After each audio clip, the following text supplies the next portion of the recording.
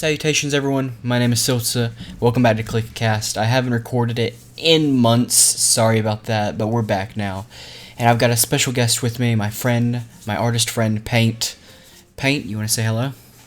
Hello. Hello. Alright, so, Paint, is there anything in particular you'd like to discuss on the podcast today? Welcome to ClickCast, by the way. I think one thing I did want to discuss about was the creative process, I suppose, in kind of going over, what I've been seeing in the art community and, I don't know, just some general things that I wanted to go over. And also, actually, this just came up to mind. Sweet Beans made a new comic. I don't know if you saw it. Do you know who Sweet Beans is? I don't think so. She made the New Guy comic, and everyone made fun of her. Yeah, I know who that is. Yeah, she made she made a new comic, and it is has a lot of had a lot of backlash again. Yeah, it's the one about stealing from like stores. She was stealing art supplies. Yeah. Oh god. Yeah, I went through the tweets and I was liking a lot of them. There was a lot of responses that were harsh criticisms, but I think well deserved. She even admitted that she did this as a teenager to steal art supplies in a tweet. I'm unfortunately blocked by her, so I cannot see this. You're blocked by her? Yeah, she blocks a lot of people, so I'm not very surprised. I don't know why. I guess I must have liked a tweet that was criticizing her at one point. She's like, "Oh, gotta block everyone on this." So I'm curious, what's her ad? I want to see if I'm blocked now because I was tweeting some stuff out. Yeah, here, let me at Sweet Beans 99. That's her ad. Yeah, I have to go on an alt account and look at it now. But I just thought doesn't appear for me. Oh, Sweet Beans. Doesn't? I thought you were saying Sweet Bean. Yeah, Sweet Beans.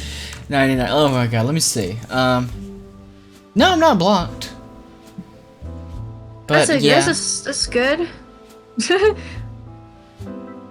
Her latest tweet is that she's saying that everyone's Nazis that are going after her for her comic. Yes, the old you're a Nazi, stop criticizing me. Yep. That's I don't know how someone could Yeah, I don't know. Oh, sorry. No, you go on. I just don't really understand how people can be so set on a mindset that everyone is purposely attacking them, or I feel like she probably spends too much time on the internet, probably. Yeah, I'd definitely say so. Focused on those what people think about you and their criticisms, it's just I don't understand how someone can be that of their own ego, if you will, because I mean, she comes across as a very narcissistic, egotistical person who thinks that, oh, I'm above the government, I'm above the law, because she's stealing art supplies. I mean, because stealing is wrong, boys and girls, in case you didn't realize this. Especially when you steal from stores, because even though you don't pay anything, usually the employees pay the price, and that is their job most of the time. Exactly. Or the funds from their jobs, and their payment. And if people are stealing all the time, it's usually blamed on the employees. Why aren't you cracking down on people stealing? You better do a better job, or I'll fire you. It's it's just it doesn't help anyone in situation. I do understand making a statement, but I don't think stealing is very effective when it comes to that kind of thing. No, that just causes more harm, and it doesn't make a point to anything. Yeah. And in her comic, she was promoting people to steal stuff, which I don't understand. Especially during a time like this, where businesses are, not getting business, and people are staying indoors, and you'll be more cautious. I think it's very important for businesses right now to be able to make a substantial wage. Stealing is not going to help that. And I feel I just don't understand the perspective that she's coming from. Like, and you know, I just stealing art supplies.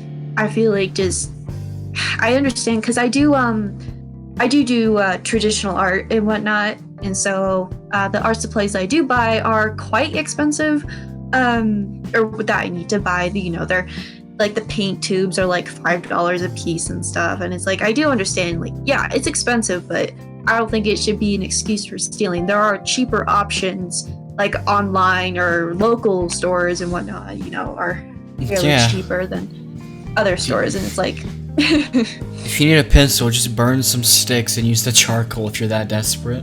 Oh yeah, exactly. Like there are so many mediums and ways that you can make your own art supplies, and like now that you have access to like all these DIY stuff and like being able to create your own paints and stuff, like it's just, I feel like you don't need to steal. Comparing, I guess, modern day artists to like 18th century and 17th century and 19th century artists, art supplies were like a luxury back then, and even then people weren't 100%. Able to master the arts. Now it's like a commodity that anyone can really get and practice and get better at. Yeah, there was back then there were sometimes like these clubs that you needed to like be a member of in order to learn the secrets of like how to make stuff or how to become an artist. But now it's like it's YouTube. Open knowledge now. It's just YouTube. Yeah, exactly. And I feel like as the decades went on, it got more lenient and stuff. But like during Leonardo da Vinci's time and whatnot, they had these very intricate clubs of like sculpting and whatnot, like how to be a professional. Like there were these like really secret clubs, and there were all these different secrets on how to do things, and like it was very high profile back then. But I feel like now we don't have to like be like that anymore. We aren't like that anymore, Exactly. Of course you can take classes and stuff, but you don't like have to be part of like a certain like club in order to learn like certain art techniques and whatnot. But going back to the point, you really don't have to steal art supplies. First of all, they're very cheap nowadays. Secondly, even if you can't afford it, you can make your own art supplies, as we just said. Do-it-yourself paints, using charcoal, which I think is even more artistic, honestly, making your own like art supplies.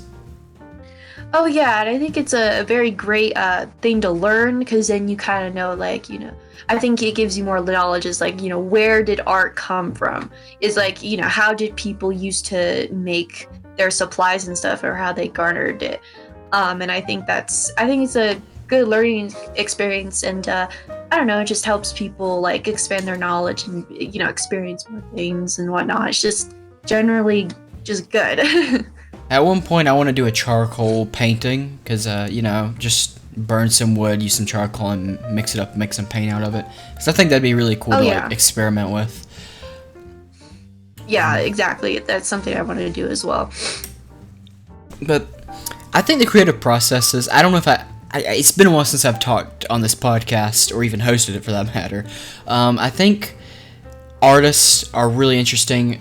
There was a documentary I watched about like the mentally disturbed, I guess you say, the mentally ill individuals who do art. Mm-hmm. And it's interesting to see how they visualize their creative outlet by looking at those art pieces. Some of them can be very horrifying, some of them can be very dreamy, others very psychedelic. And it's really interesting to me to see those kind of art pieces that mentally ill people can make and create to represent things that they have going on in them.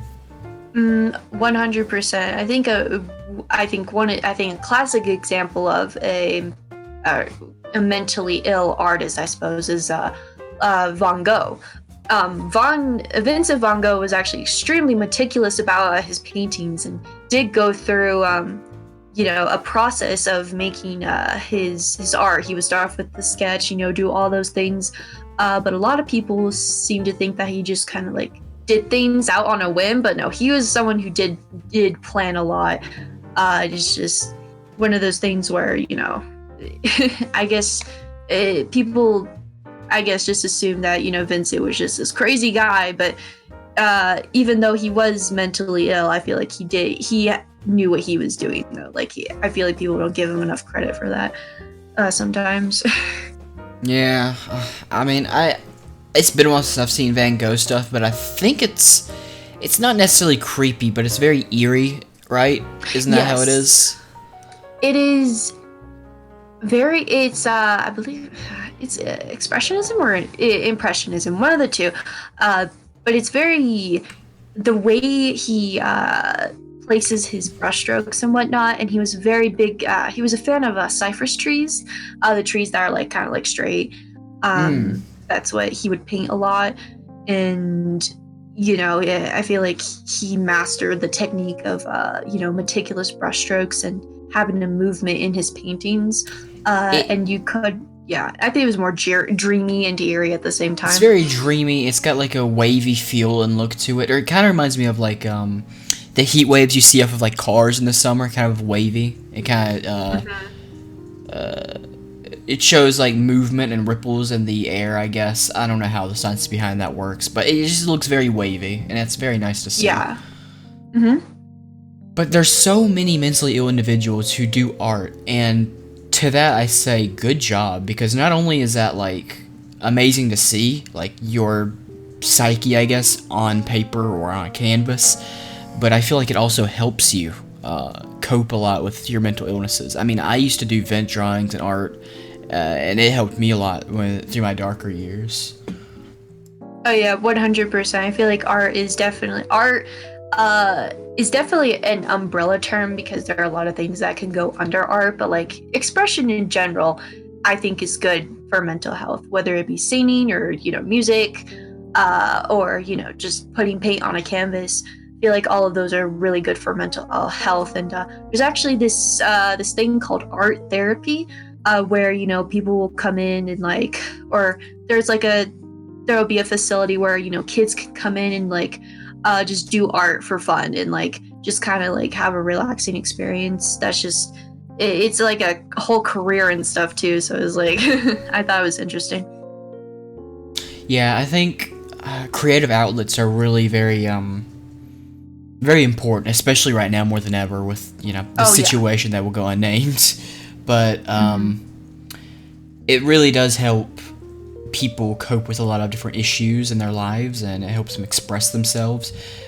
I've realized that the more I make videos, because I do YouTube, I wouldn't call it art, but I'm creating something. I'm putting energy into something I'm creating.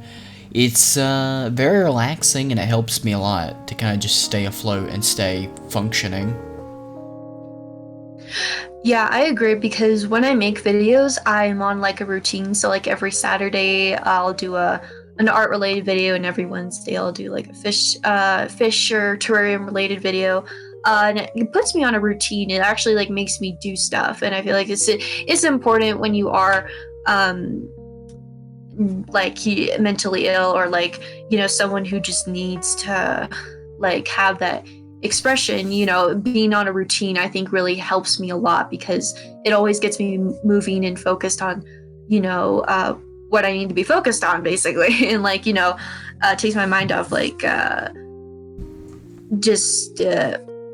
whatever's going on in the world. Yes, I can agree with that. You just kind of focus and get lost in your own mind while you're doing your own works, which is always nice to do when you're distracted. If you're alone and you've got nothing to do, maybe that's not the best thing to do. But and another thing about art and creative things that I've never really talked about on the podcast before that I'd like to talk about with you is cartoons and animations. Because every culture has different genres and a style of their cartoons and animations. Like American, we've got SpongeBob and maybe Family Guy, stuff like that, adult shows and kid shows. And then you go into other countries, like Japan, for example. They got anime, and it has a distinct style from Western animations. And I think that's very interesting to see the cultural effects that the animation industries have on each other.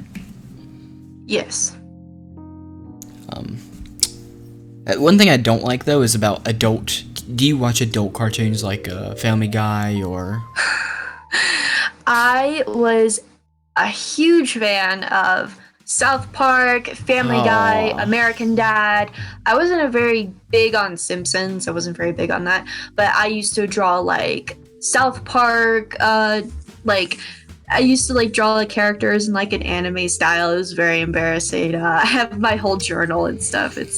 But I was so obsessed with like these adult cartoons and whatnot. But I feel like there's some adult cartoons, like for example, Big Mouth, and just I don't know. Like I feel like adult cartoons are more immature in a way. yeah, Does that make definitely. sense? Like, They use crude humor way too much, which I don't like because I think it's a lazy, disgusting outlet to humor. oh yeah, it's more. It doesn't really appeal to adults. More so, it just appeals to like Simple-minded teenagers or which like I think is fine. You can appeal to that kind of audience, but it's just I don't know. I feel like there are some shows that do it differently, like King of the Hill, for example. I don't know if I would. I guess it's sort of an adult cartoon. It does cover like topics of adult nature and whatnot, but it's not. it's more grounded overly though. crude. Yeah, Yes, it's not it is crude. It's way more more grounded in reality. Mm-hmm. And another example would be Psychic Pebble's new show premiere that came out. Oh Did you yes, see yes. this episode for Smiling that? Friends. Yes. I thought that was a brilliant episode because they used the classic style of, having two storylines come together. And I thought, that was just nice to see because, like, I could tell that they know what they're doing when it comes to storytelling and, like, And it wasn't making overly. episodes. Smiling Friends wasn't a overly crude like animated pilot either. They had a bit of crudeness, but it was well timed. There was intervals between. It wasn't like constant crude humor joke after crude humor joke. Yeah, it had a sense of like something that you can follow and not just be paused by crude humor, then go a little bit forward, then crude humor, and go a little bit forward. And it has that episode had like a flow to it. It had a rhythm that it kept throughout the episode. And that's what kept me engaged personally. Yeah, I think my favorite part was when I think his name was Pim. He's the little pink guy. Went to visit his family. Yeah. That whole situation was just really hilarious for me. I don't know. I really enjoyed that pilot. I hope that it gets picked up by Adult Swim and is made with future episodes. Yeah, I think my favorite part was when they, the pink and the yellow guy. I'm sorry, I don't remember their names. Charlie and Pim. Pim. Arwen and Pimp. Charlie and Pim. They walk into the room of, the supposed sad person and it just, and then Pip like tries to go up to him and make like a motivational speech. And I thought then and there that the guy was just gonna like blow his brains out while he was giving his speech, and because it was so like predictable. I was like, oh my god, is he just gonna like? Because I've seen it happen before in TV shows where they'll be talking to someone and in the middle of it something dramatic happens and like. Yeah, I was really hoping they wouldn't have done that because I wanted to see the character. Yeah, because I was like, I wanted to see. see where this was going. I thought it would have been funny though, but It would have been funny for like, okay, think of it like this. It would have been funny for like maybe 20 seconds compared to the other jokes I made off that character. If they killed him off, they wouldn't have made all the other jokes off of Desmond because that was the character's name. And yeah. I'm glad they didn't kill him off then and there because like it was pretty funny. Yeah, I thought they were gonna do that because it was just the perfect moment to just put in a very like just tragic moment. I don't know. I wanted to make an edit of that happening just for my own amusement, just because I don't know. It's a good example of how crude humor can sour multiple jokes in just one joke. Yeah. Like, crude humor's okay. Don't get me wrong. It's okay in the right place, but if you use it too often or in the wrong place, it can sour a whole bunch of jokes that you could have laid out before or after that. Yeah, sometimes it gets a little too oversaturated in the industry. In the animation industry, I should say, and I feel like people or the animation, people kind of take advantage of crude humor because that's what sells. That's what that's what they think people like. You know? And I feel like they kind of grown away towards like an adult audience and moved towards like a more cynical teenager audience instead. Even though they claim that, oh no, our animations are for adults, it's like they're obviously not. They're for it's just more for teenagers, if anything. I think just because it's nasty, like adult humor, that's not even really adult humor, to be honest. It's just like 5th grade elementary school humor. They think it appeals to adults. I don't know where they get that mindset from. I really don't. Yeah. I think another good example would probably be Bob's Burgers. I love Bob's Burgers. Because I think, it just takes place into like this. It just takes place of a guy just trying to run a restaurant, take care of his family. It's a very, it's kind of gives me the King of the Hill vibes, where it's kind of grounded. It's not like overly cartoonish or anything. They don't cut to flashbacks like, hey Lois, remember the time I blank? And then it just, I feel like Family Guy does that way too much. Like, it's just.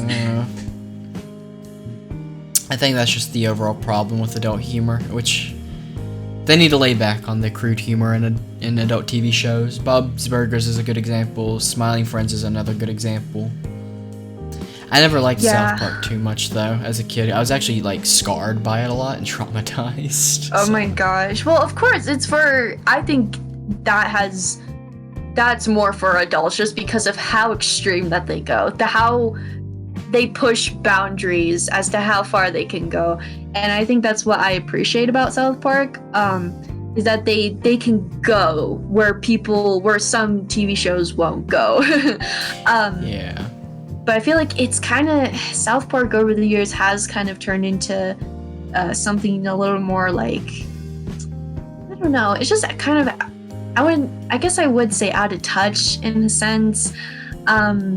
But there are a lot of good episodes of South Park that I did like. I like the I like the one where the one episode where they go to a water park and it's all just pee. It all just turns into piss. And I thought it was just, I don't know, it's creative.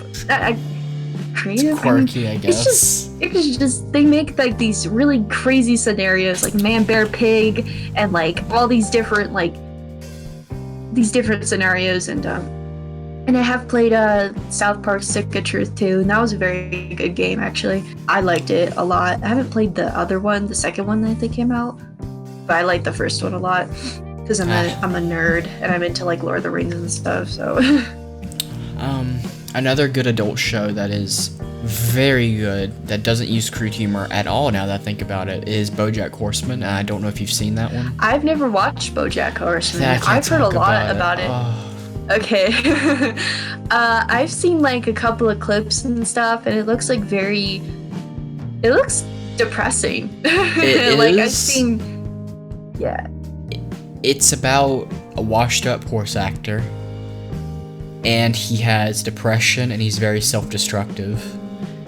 That's all you really need to know about the show. All right, yeah, that's kind of what I gathered from the show. It's just it has that tone where it's adult, but in a different way, because I feel like it tackles issues that are a little bit that For take adults. it more seriously. So say how South Park handles drug addiction, drugs or alcohol, versus how maybe BoJack Horseman might handle it.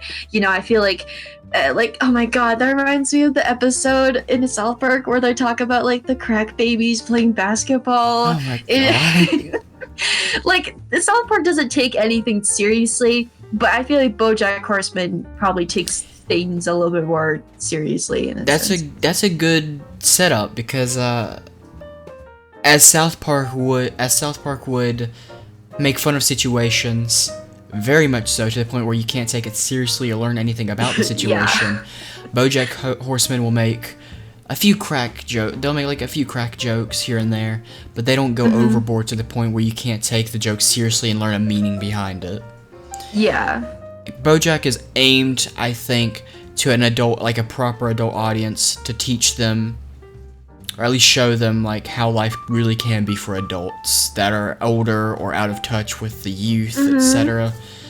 I think that's the beauty in BoJack Horseman, is that it just shows you, you know, how life really can be, but also keep it funny and lighthearted enough so you're not, like, overly depressed. Yeah, like, yeah, overly just, so much tragic things. It's like, it gets tired after a while. Because at the end of the day, from what I've watched in BoJack Horseman, just because you encounter a problem doesn't mean that's the end of your life. It's just a problem you come across in life, and then you get over it somehow, one way or another. Yeah, or like solve it, or being able to find your own way to solve it, or just trying to overcome it, even though it'll. Yeah, that's what I like about BoJack Horseman, and you should really watch it sometime if you can. It's got like 6 seasons, and it's officially over now. They don't make any more, sadly. But that's another thing I can respect. They let the show die on a hill instead of like. Did I get that quote right? They let it die in a high place. I feel like kind of the same with like King the Hill in a way. You know, like they kind of like. I feel like there were like I think maybe the last 2 seasons were like they were kind of falling off, but you know they knew how to end a show. Like there are some shows that always want to keep going, and they always want to just keep like for example, The Simpsons. They always want to keep being The Simpsons, and I feel like you know the show's just kind of over, because now it's just kind of like regurgitated content, or content that's just not inspired anymore, because you know good stories have to come to an end, good shows have to come to an end at some point, and so it makes room for more shows to have a spotlight and more ideas to have like that gateway into, you know, having viewership and whatnot.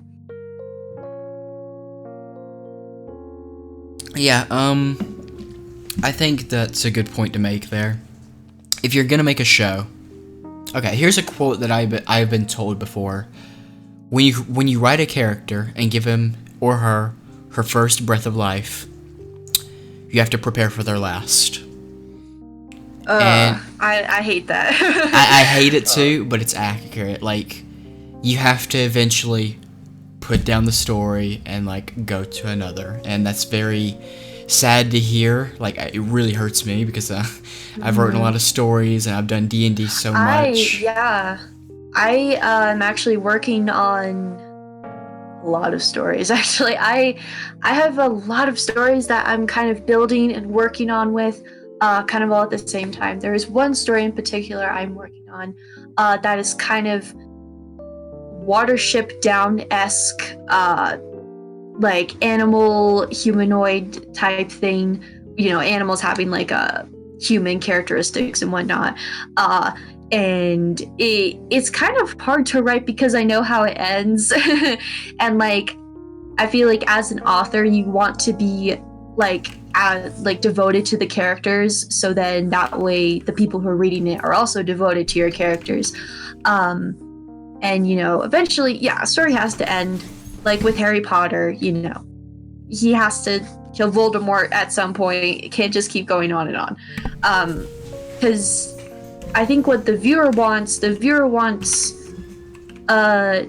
main character to get what they want, and at the end, or maybe not get what they want at the end. They want to see what happens, you know?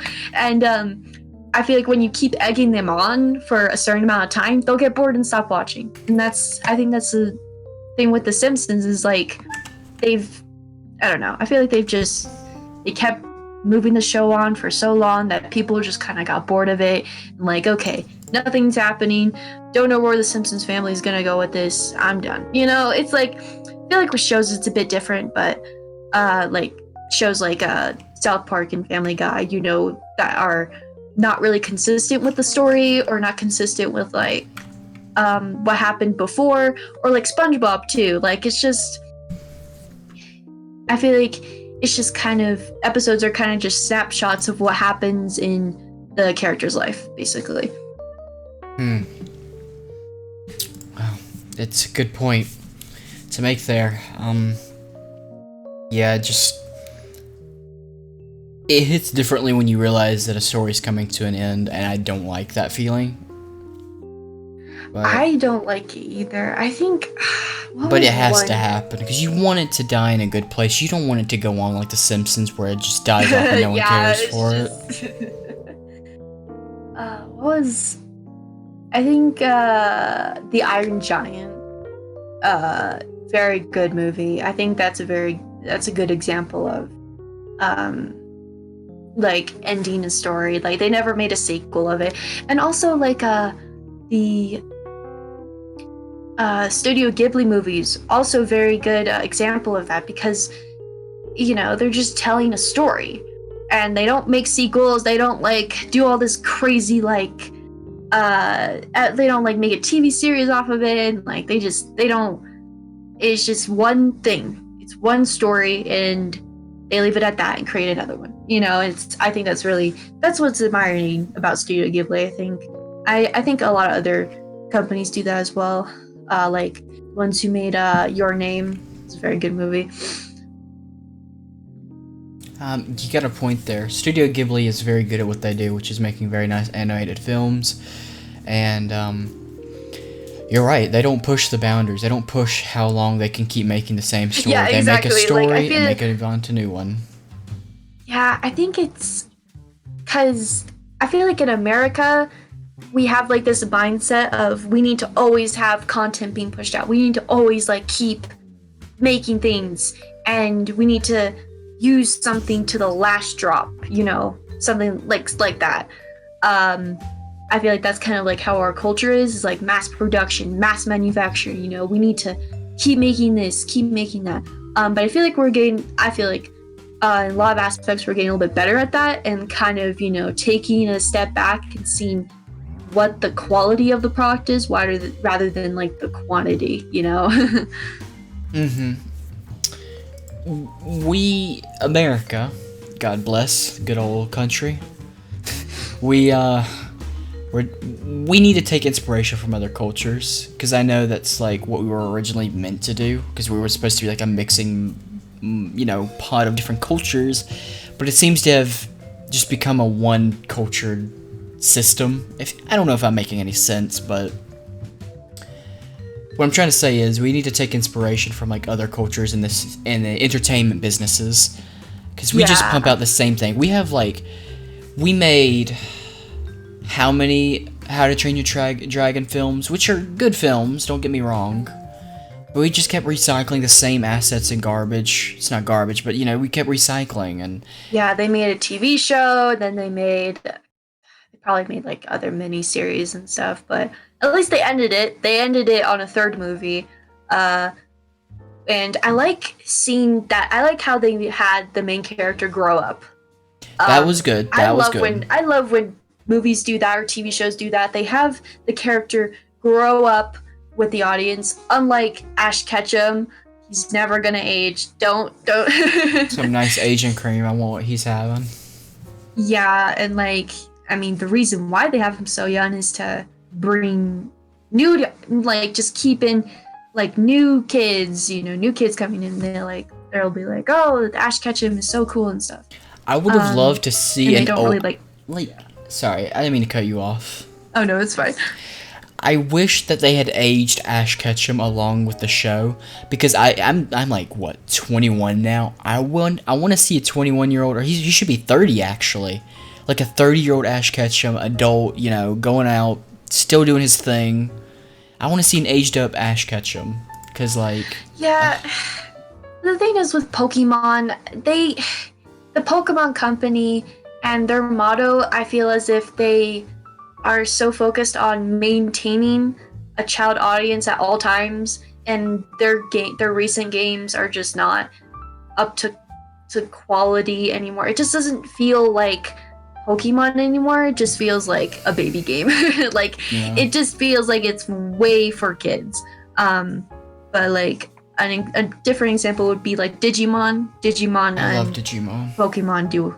Yeah, but they did grow the characters up in the new movie that's coming out. They did, age up the characters, and they're facing a dilemma where, I don't want to grow up. I always want to be with my Digimon, my little character. I always want to be a kid, but like, they're facing reality that like you gotta grow up at some point. And I feel like Pokemon doesn't delve into those more, I wouldn't say serious, but more realistic topics that happen in our world. It's more just sunny and Pokemon battles and winning and losing. And I feel like if they wanted to take a more different and deeper approach, I feel like they could. But I know they won't, because I feel like they're very focused on, again, mass production and quality over quantity over quality. It's one of those. It's really sad because I grew up with Pokemon and I love Pokemon. I really do. I have like almost all the games. I played almost everything, but it's like, it's a bit tiring to see like, new games being like coming out with the span of like 2 years. I would wait like as long as I can for a good Pokemon game. Like. Mm-hmm. I want Digimon to make a resurgence, but I know it'll always be beat by Pokemon because they're like kind of competitive. Yeah, I mean, like the whole Mon epidemic. I feel the whole like there's like Bakugan and like all those things are kind of like, it is a very oversaturated market in a way, like with the card trading games and like all that. It's just, there's a lot of stuff to take in. And I feel like it is a very seriously competitive, market. And I feel like, the kids are what control it. So if kids like one thing, that's what's going to make the money. But, you can always, there's just different things that people can do and influence and whatnot. And it's just, it's just what, it's, like, what are the kids like? Because that'll make the money. Like, yeah, it's come down to just greed, I guess. Like, what's the quickest way we can get cash, but with the least amount of effort? That reminds me of, there are, like, those collectibles that you see at, like, Walmart or something, like, collect all these little tiny, monsters. Max Mofo did a lot of videos of like, all these very cheaply made plastic little monster dudes, or like or they also target pretty like unicorns and stuff. Collect them all. It's like, it's very it's very schemy, because like it doesn't take a lot for them to make the products, and yet they're still getting an influx of income because, kids like to collect all of things, There's nothing wrong with collecting stuff. I think collecting stuff can be cool and fun. Just don't go crazy about it. Yeah, but like with these companies, it's not just, there's no quality. They have like, super rares and like ultra rares, and then you keep buying them until you get that thing, because they come in like these little mystery packs, so you don't know what you're getting. And that's why people keep buying them, because like it's different from like Funko Pop and like stuff like that. It's more of a very saturated market towards kids, specifically towards kids. And it's just, yeah, it's a bit crazy. I guess it's just how it can be, though. But, oh well. I did tweet out for people to ask us questions since we were recording the podcast, and someone did ask Mr. Heretic on Twitter. He asked, and I don't know if you've heard about this, Do you think YouTube's policies on creator-on-creator harassment poses a danger to criticism and satire on the site, like with the Suzy Lou situation? I'm not familiar with the Suzy situation, actually. Pretty much Suzy Lou is a YouTuber who does reaction videos to anime and stuff. She just has a webcam on one screen, one corner, and anime playing on the other. People gave her criticism recently for it, and she's probably taken down at least over 30 different videos just from different channels that have made videos against her, satirically saying, you know, this isn't really good content and whatnot. And she said YouTube automatically took them down, which wasn't true.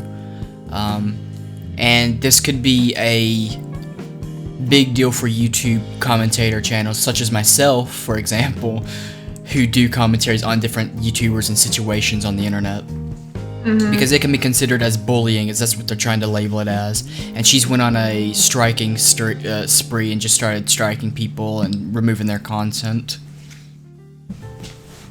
See, that's the exact same thing Onision would do. There are all these different YouTubers that are able and willing to copyright strike people for saying criticisms or, you know, spreading information about this person being like a danger or a threat, things like that. And the thing is, it's against YouTube's policy to falsely copyright strike other people's content if, you know, it's not like appropriate to. And yet these people still have their channels up. And I feel like even with a big channel like Onision, and there's so much controversy surrounding him, and like he's making very weird content, and he has falsely flagged people for criticizing him and what he does, and yet he's still not taken down, even though he's a considerably big YouTuber. He's been on the platform forever, and I just find it ridiculous that, I mean, I can understand during a pandemic, you know, maybe YouTube doesn't have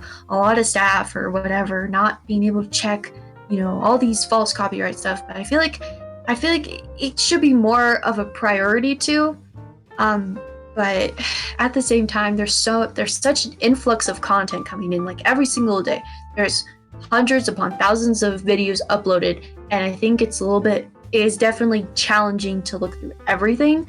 But I don't know. I feel like they should probably enforce their rules better than they are now, because it just, I don't know.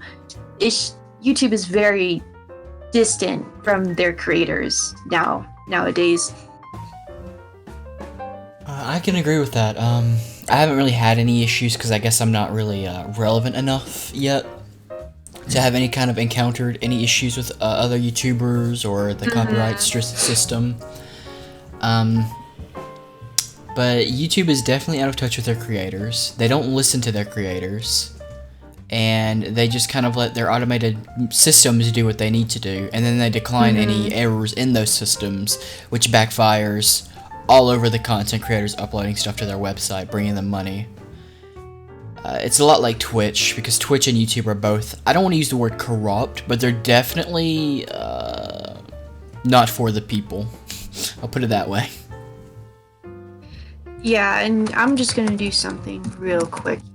That's fine.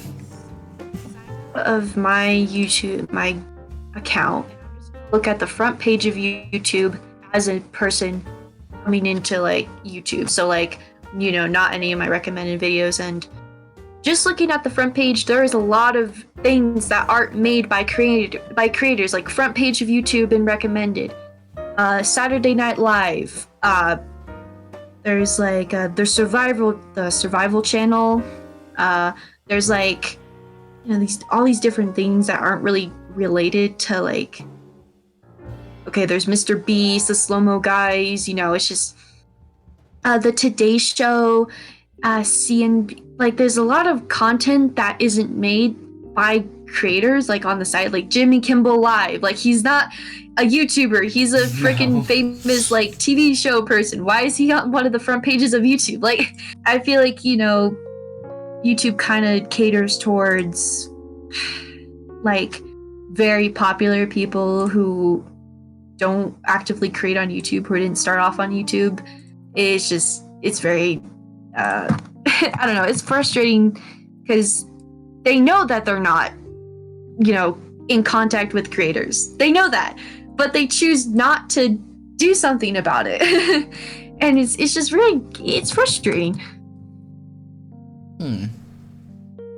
It really is. I hope that we find a situation or like a resolve to this issue, but I personally don't foresee how do I put it, a resolve to any of these issues that are being presented. I think it's gonna take a lot of time if it's ever gonna get fixed, solely because YouTube just doesn't care what the people want. If bigger YouTubers are making them money, they don't care about smaller YouTubers. Yeah. If they're I was just gonna say, if they're looking at it like that, like if they're thinking, okay, big YouTubers make money, little YouTubers don't, think of it as a business strategy to invest in smaller YouTubers that will bring more viewers and more money to you. More big YouTubers, more money for you. Yeah, and I feel like the only thing that's ever gonna make YouTube change their policy is if they have competition. If they have competition if there's someone else who can compete against their platform. So, but it has to be on such a phenomenal scale. Yeah, it has to be strong. YouTube is like already downloaded on phones. Everyone uses YouTube. YouTube like is just a known thing that everyone uses to do research and to host to do lectures on, or like it's a very known source that's embedded with everyone, that it's almost impossible to have any competition in a video uploading platform. But if YouTube did have competition, they would then want to strive to do better on their platform, because other people are going to a different site and more people are moving to a different thing. And it's like, that's the only way they're going to do it, because if they have competition, then they'll strive to do better, not because their creators aren't not just, it's like, it's not the reason for their creators, it's for competition. And I feel like it shouldn't be that way. But I feel like it's the only way that YouTube will ever improve is if they have a bigger threat that might take them over. They have to freaking combat that and implement new systems and focus on their creators and all that good stuff, and like, oh, don't go to this platform. Yeah. It's like, seriously. I just hope it gets resolved, but it probably won't, to be fair. The only time I've seen YouTube go out of their way to change something was when the COPPA laws were like reinstated or something, or reimbursed by the government. Yeah, exactly. But the only reason they did that is because COPPA cracked down on them and said, hey, if you don't do XYZ, we're gonna freaking shut you down and stuff, and you won't be making any more money. They're like, oh, what? And it's like, they only do it when they're under threat of not making a profit, or not making it known, or not making it big. It's like, if it only affects them, then that's when they actually do things, and they shouldn't do that.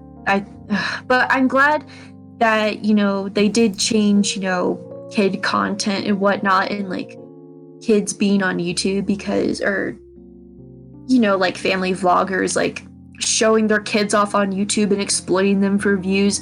That shit pisses me off. Excuse my language, but it's fine. It's just I don't know. It really does tick me off. I don't see how anyone could have their child on YouTube and like use them as a profit and get money off of filming them and stuff every day. Yeah, I think a good example would be there's this popular YouTube channel of like Nate, or I forgot what his name. I think it's like Nathan opens up like Kinder Toy surprise eggs, or it's just a kid opening up like toys and stuff and like getting all these toys, and he's just playing with them, and that's the whole channel. And kids apparently like watching other kids play with toys, so and it's disturbing, because I just, does the kid enjoy making these videos?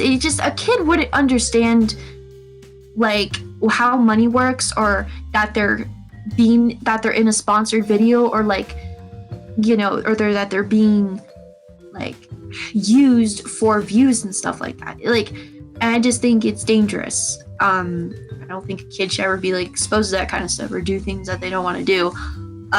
Especially like on YouTube and stuff. Like, it's just, I don't know. It really bothers me. Yeah, that's all I have to say on that. Yeah, well, that's just how some people are. Well, we're at the 50-minute mark. We can go for another 10 if you want, or longer if you want. Alright, I can go for a lot longer. I mean, I'm gonna be here all day, so... Alright, I try to keep them around an hour at least, because I don't want to make them too long, because then people won't be able to watch the whole thing. I don't want to make them too short, because then it's not really a podcast now, is it? Mm-hmm. Oh, my pencil. Oh, dear. Oh. Something else that we could talk about is the Call Me Carson and Fitz situation, that whole disaster. Oh, boy. I don't know how long it'd take us to get into that one. I mean, I'm gonna check his Twitter real quick. He seems to be doing a lot better. For those of you who don't know... I mean, you can't really tell. No, you can't, to be fair. It's just messages. I don't know. Like, there's also, like...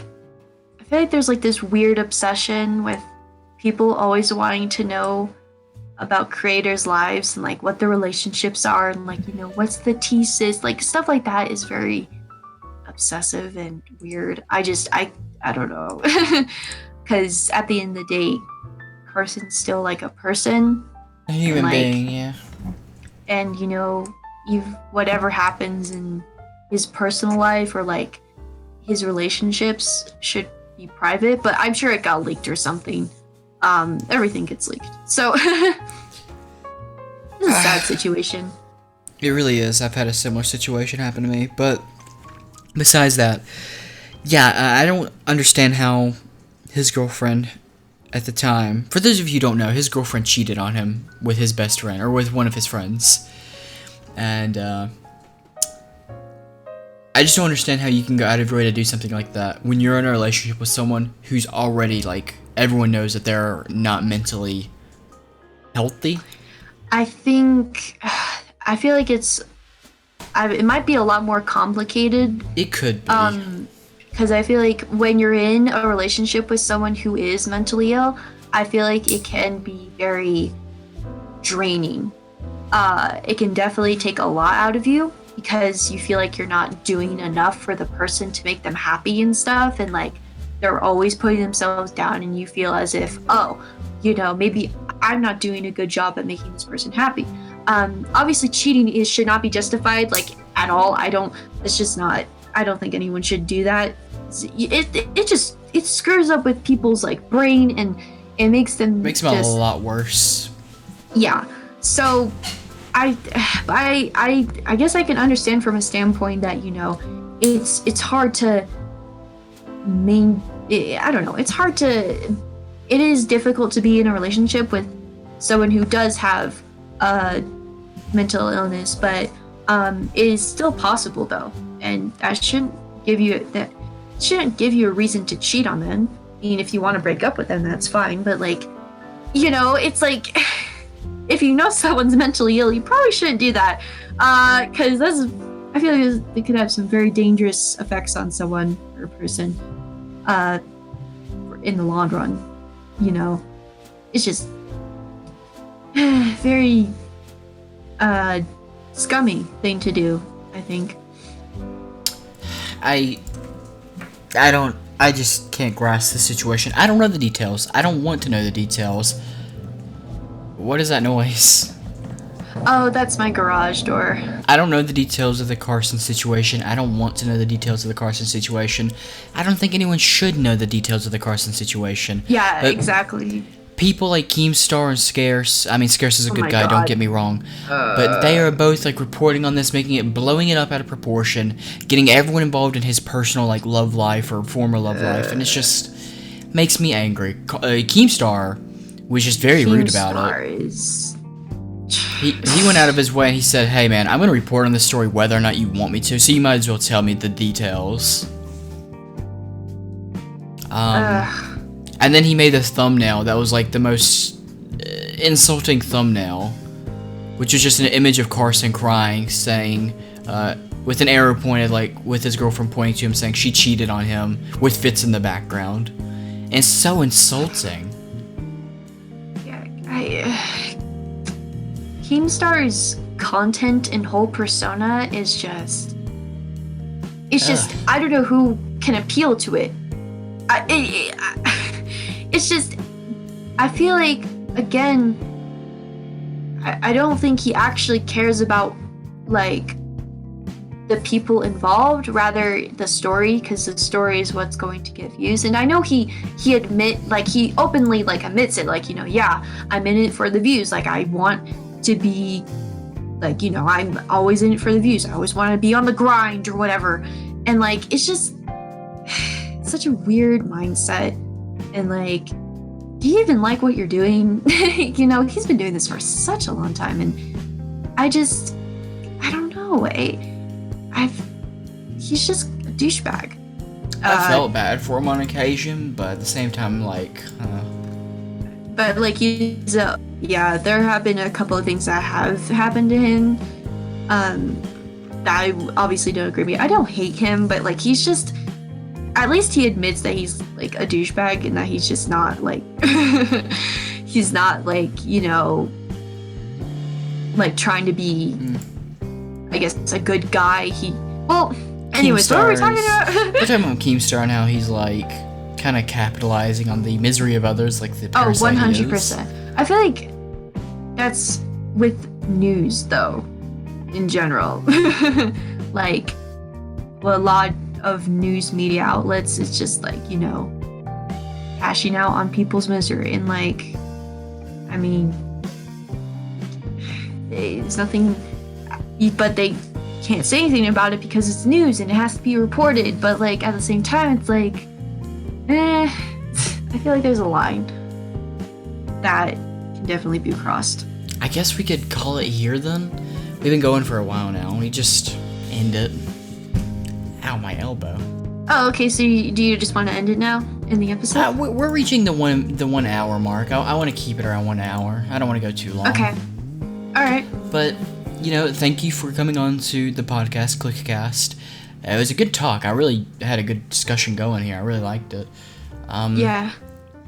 If you ever want to come back on, you're more than welcome to. And of course, for those of you watching the Clickcast podcast, and if you've reached this part, or if you've watched the whole thing, you can check out Paint on Twitter.com. I'll put a link in the description. I'll also link her YouTube account, where she does speed paints and terrarium builds, and that's always cool to see. And yeah, I hope you all enjoyed the podcast this week. I'm going to try and do these again. Try my best. I'm really going to try. But yeah, is there anything you'd like to say, Paint, before we wrap this up? Just want to say that, be nice to everyone.